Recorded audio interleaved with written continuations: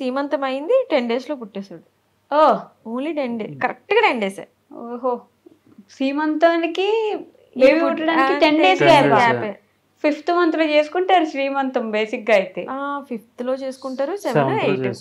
Okay so 7 లో పుట్టాడు అయితే మీకు బాబు. 8 లో పుట్టాడు. సో ఈ గ్యాప్ లోనే అసలు నేనైతే రావడానికి కూడా టైం ఉంది, ఇంకా ఒక 3-4 days టైం ఉంది. ఓకే అసలు నేనైతే అనుకోలేదు అంత తొందరగా. నార్మల్ డెలివరీ నార్మల్ కాబట్టి మనం ఇంకా ఏం చెప్పలేమన్నారు.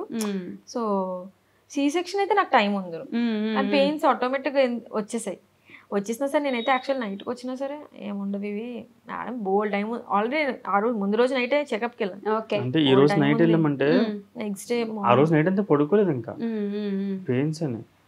కానీ మేడం అన్నారు నువ్వు ఏం టెన్షన్ తీసుకోక నీకు టైం ఉంది చాలా అని, హ్యాపీగా ఉండి హ్యాపీగా తిరిగాను, హ్యాపీగా ఉందామా. ఆ రోజు నైట్ నుంచి అయితే నొప్పులు వస్తున్నా సరే అయితే నొప్పులు వస్తాయేమో నార్మల్గా. నాకు ముందు కూడా నాకు యాక్చువల్లీ పెయిన్స్ ఉంటాయి